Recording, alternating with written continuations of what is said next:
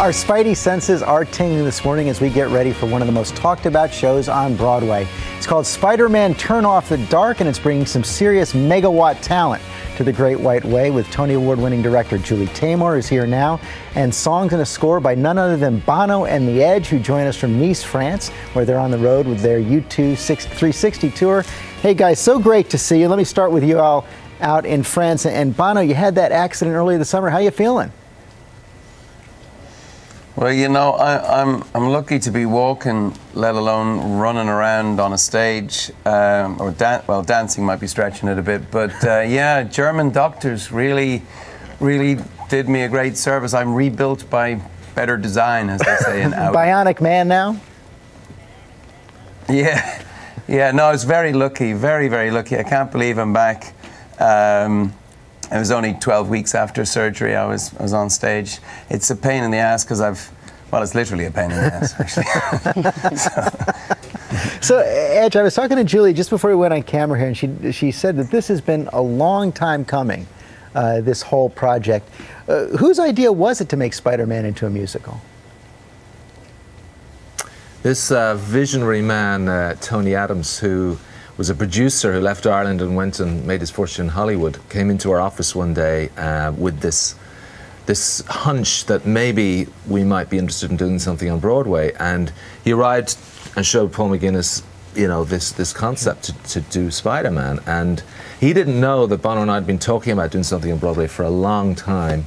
And the first thing we said to Tony is, well, Tony, if you can get Julie Taymor, we'd be very interested. Now, is that true? But unfortunately, tragically, she's blushing over It is true.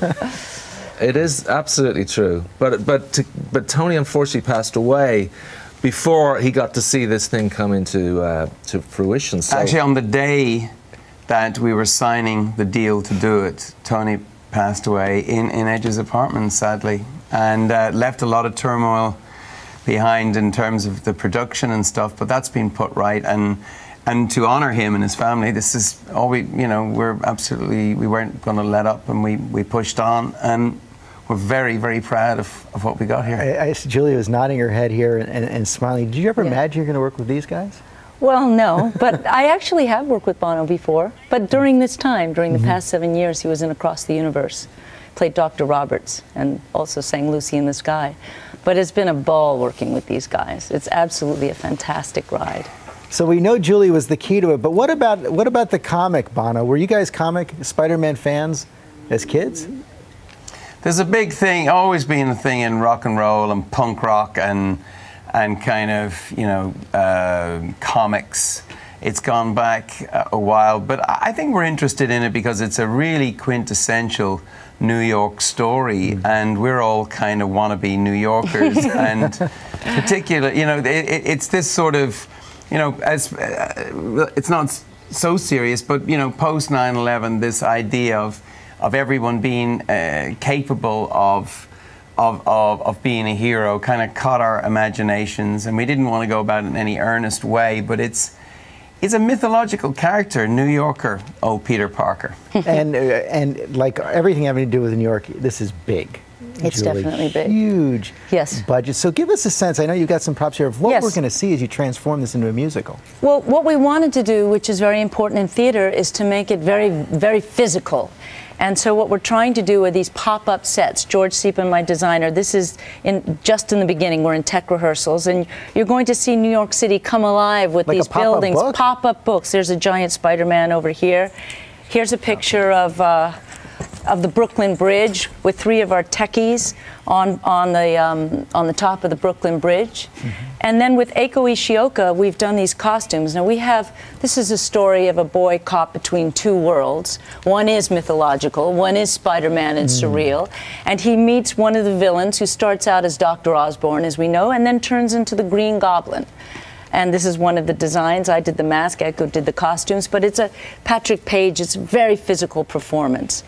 And of course, Peter, it's a love story, and Peter has to move between trying to make his life go to school, earn a living, be a reporter, be in love with the girl next door. But then he has to combat these villains. Wow. And we have many supervillains, and this is one of our invented ones. We call her Swiss Miss because she's made of all Swiss Army knives and cuts New York to pieces.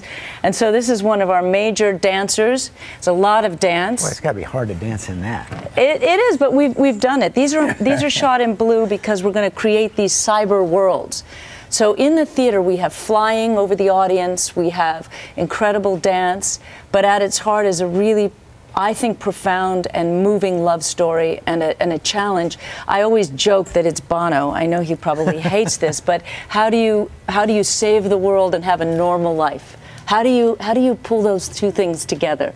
I just don't think his life is all that normal. Yeah, it's not normal, but Peter Parker's life is not normal. He tries to be. He's a regular geeky guy, although Reeve's pretty hot. Reeve is pretty great. So everyone in our staff meeting said yesterday. Oh, no. He's like the original Peter Parker. He's skinny, he's lanky.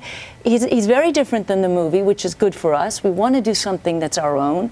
And he's a real singer. I worked with him in The Tempest as an actor and a singer. And guys, you helped pick him, right? Yeah, one of the great things about this casting is that we get Reeve, who's this amazing singer, but we've also brought in his band. So we've got the sound of a real, authentic rock and roll band performing at the show. Is it a U2 sound? You know, being a band, that's great. No, you know, it swerves all over the road, George. I mean, that's the fun of it. From a U2 perspective, you've got the, you know, big rock and roll tunes, melodrama, big melodies. There's orchestral stuff too. I mean, it's, you know, the real question for us was, could we do it? Could we write songs that drove a story, you know, inspired by characters? And actually, we could. It turns out it's actually harder to write songs about yourself than it is to write about other people, I think. Well, it looks like so much fun, and we can't wait to hear a song. We're going to get to it in our next half hour, and it just looks so spectacular. Julie Taymor, thank you so much. Thank you. Bono and Edge, thanks so much. Enjoy the rest of the tour. Can't wait to see you when you get back here to the States. And Spider-Man comes to Broadway Thanks, this fall. George. Come and see us. Absolutely. Yeah. Tickets go on sale starting this Sunday.